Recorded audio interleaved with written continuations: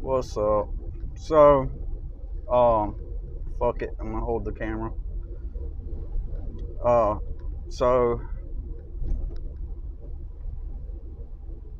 I made a post just recently, and I'm gonna share this video with you by this lady that I've shared before, and it puts a lot into perspective as to why I've remained like in poverty.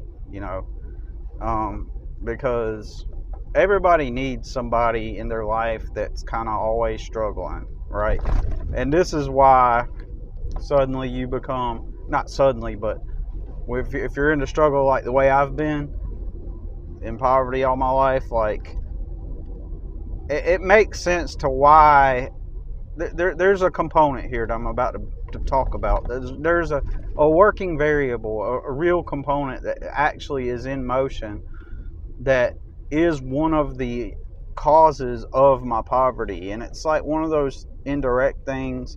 It's direct, but it's like one of those things that you can't really, normally you won't put your finger on it. Like it's in other words, it's hard to put into words, but it is an actual functional mechanism. Or a component that contributes to my chronic poverty, right?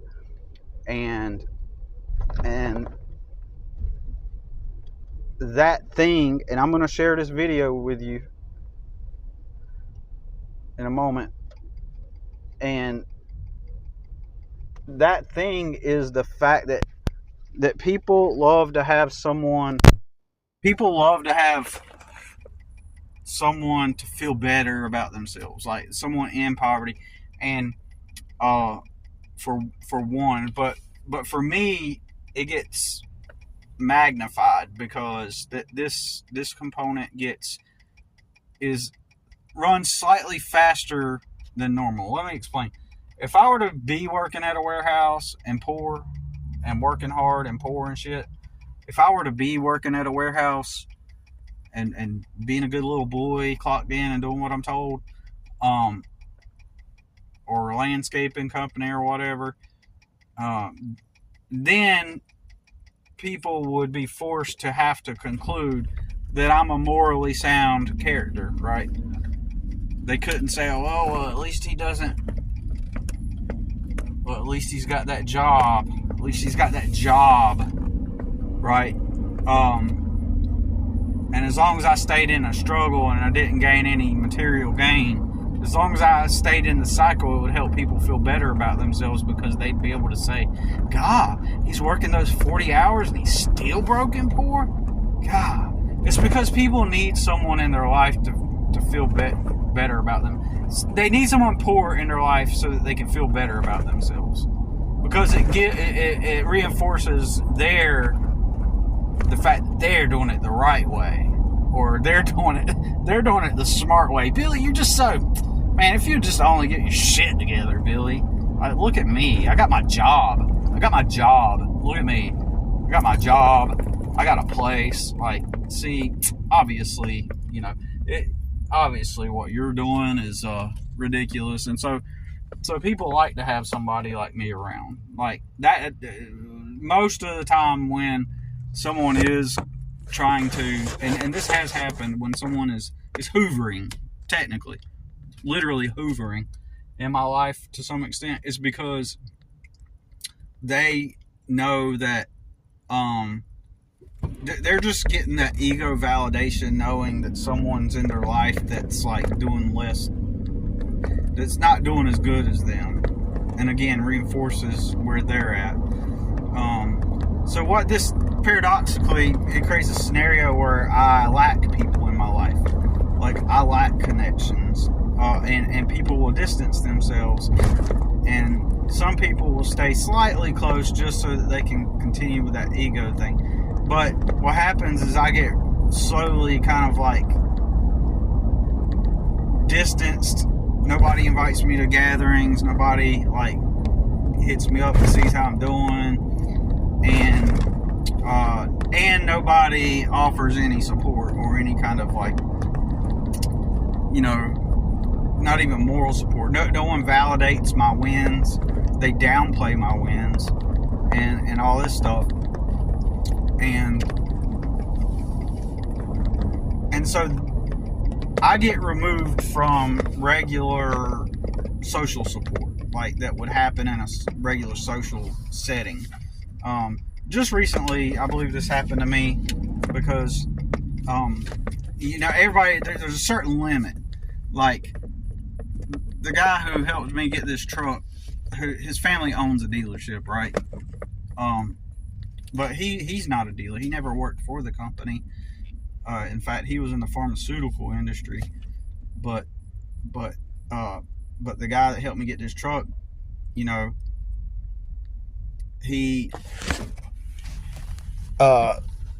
it felt good to be able to give me something that would be like a good deal to where he could say he helped me out, right? And that's good. I mean, I'm glad he helped me out. And I do believe his heart was in it, that he was giving me a good deal. And this happened over the course of time, and he got to know me and stuff like that, and he was one of my customers and stuff. But then he was talking about how they're unsatisfied with the landscaping work at their housing development. So I said, well, I'll put in a bid, right? It's 25 houses in the neighborhood. And I was like, well, I'll draw up a bid and I'll send it to you. Basically I sent him the bid. I sent it to you. I sent it to him to tell, and I sent the bid in for 25 houses for $44,000. Now, I didn't officially send in the bid. I sent it to him. So that he could look at it to see if he thought that, I could possibly, just in case he thought I might be able to possibly get the bid, right? So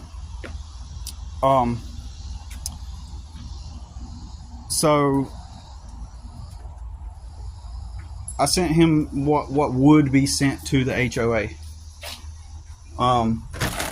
And I offered, it was 25 houses, and I offered like $44,000 for the whole contract. And ever since I did that, he and I had a little bit of discussion back and forth, and he was giving me some advice on how I should word it and stuff like that. But ever since then, he has distanced himself from me.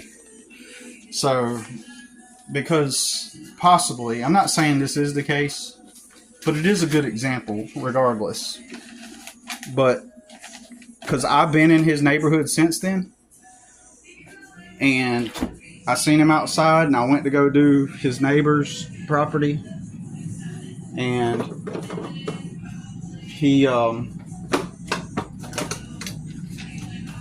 I went to go do his neighbor's property, and he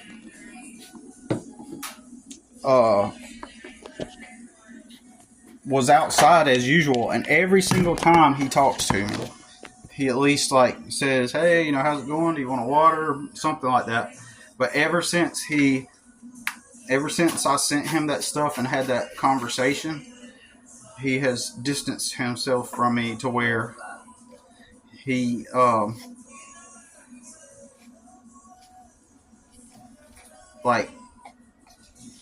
he stopped talking to me. In other words, is what I'm getting at. He stopped. He didn't come outside to say hello, because then that would mean if I explained to him if I got this account, then I would definitely get logos and stuff to put on shirts and register a business in North Carolina, because it's in North Carolina. I don't have a business registered in that neighborhood, or in that one. That's my only customer that's not in South Carolina, right? That neighborhood, and it's about 3 people in that one neighborhood that I've served. That I've serviced about 5 or 6 houses in that neighborhood, but my regulars in that neighborhood are 3 people, and I don't even have a business registered in North Carolina. And all my work is in South Carolina, right? But my customer, anyways, long story short,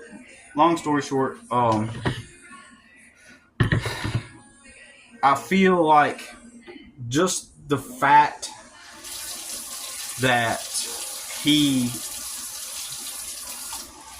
distanced himself after I sent him that potential bid for the neighborhood just shows that like once I offer something at a higher level, I'm no longer that poor guy that you help out. You know, you need me to be poor. If I were to show up on the property, if I were to improve my life and get a good account like that, and previously the previous people charged $44,000. That's what they were charging, $44,000, and then they lowered it to $34,000 and took away the property upkeep on the shrubs and stuff, right? So they took that away. My main point is that, hold on.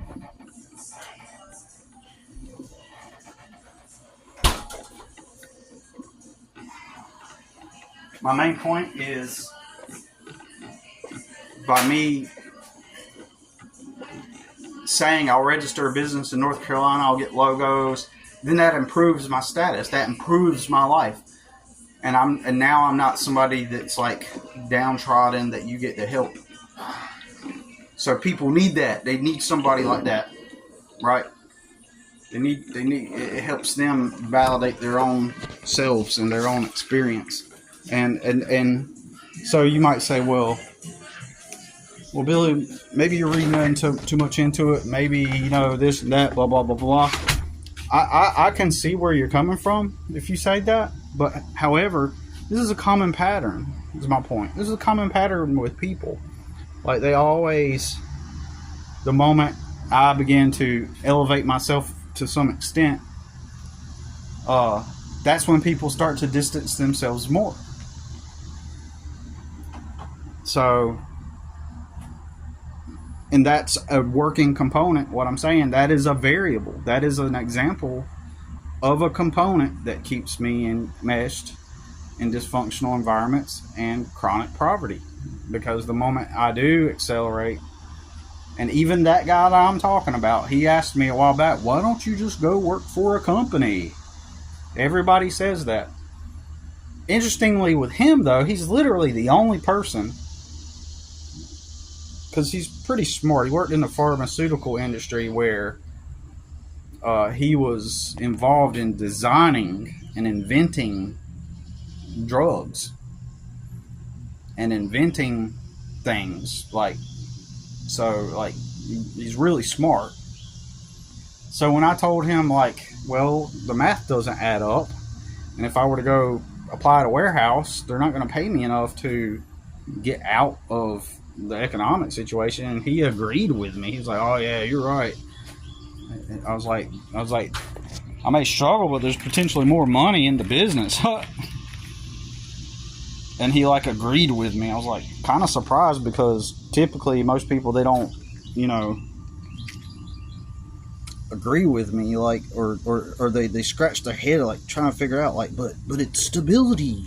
Like, no, $16 an hour is not stability. Sorry, I need to live, you know. I need to take care of my needs and stuff. So I think it's interesting that anyways, here's the video. I want to make an in-depth video expounding on a video I made yesterday about reality not being for everyone, and that's okay. Not everyone can cope with reality. There are different levels of consciousness in this world, and it must be that way for society to keep moving. I want to first and foremost say that society relies on most people being asleep, delusional, and a little bit slow and gullible and operating out of their ego. I want to start with the most basic example: men and women relationships. Men know and men require women to be a little bit delusional and a little bit slow in order for a man to access most women. Men require a woman to want to hear a fairy tale. Men require women to want to be fed a dream when she will most likely be delivered a nightmare. And men are playing off the fact that women are competitive with other women. Women want to feel more superior. Women want to feel like the most beautiful woman in the world. Women want to feel chosen. And men know this, so that's what they play off of. If women didn't have those desires or those characteristics, men wouldn't be able to access women, and that would be harmful for all of society because this world is fueled by lust, and men have to get out their sexual urges or it'll be more dangerous for us all. So there has to be women that are gullible and delusional and keep men somewhat regulated. Men have to believe that they are more superior than a homeless man, for example, because they're working 14 hours a day. They're working themselves to the bone, essentially. If men don't believe that they're more superior than a homeless person, for example, they won't do that anymore. The reason that most people do the things they do is so they can feel better about themselves and have something to brag about and have a reason to degrade and insult someone else. If people don't believe that they're better for whatever reason, they will stop doing what they do. So society requires the poor hating the poor to keep this machine moving, just as society requires someone to feel that they're more superior than someone using food stamps, for example, because that'll keep you going to work, keep you working yourself to the bone, which is what society needs. People have to believe that there's a light at the end of the tunnel, that they will somehow one day get rich, be able to buy a home, and obtain financial independence, when the reality is most people will not. They will just live lower to middle class, extremely average lives. But it requires people to be a little bit delusional to keep things going. The reality is this society requires religion. It requires people to either have the promise of heaven or the threat of hell to remain somewhat decent. The same with laws and prisons and police and things like that. Those things have to be in place because people cannot govern themselves, nor can they guide themselves. Most people don't have a strong moral compass like they like to claim. People are simply regulated, but humans are not civilized. This entire society and every single facet and mechanism of it requires people to be a little bit slow. It requires them to be asleep. It requires them to have to pacify themselves and keep themselves delusional in order to keep going, because reality is brutal and it's not for everyone. It requires women to invest in a multi-billion-dollar beauty industry to think that if they do any type of permanent surgical alteration to their body, that they'll now be the most beautiful woman in the room, or they will be able to garner more male attention or things like that, because people know the power that beauty holds. It requires people to think that if they just continue to do the right things, that something is waiting for them at the end. It requires women to believe that a rich man may be on the way. This whole entire society requires people to be delusional, or it would crumble tomorrow. So I understand how most people can't understand or grasp reality on most things, because consciousness is not fit for everyone, because most people wouldn't be able to handle it. So in reality, the people that are delusional, that are asleep, and that are a little bit slow are essentially keeping this society and this economy going.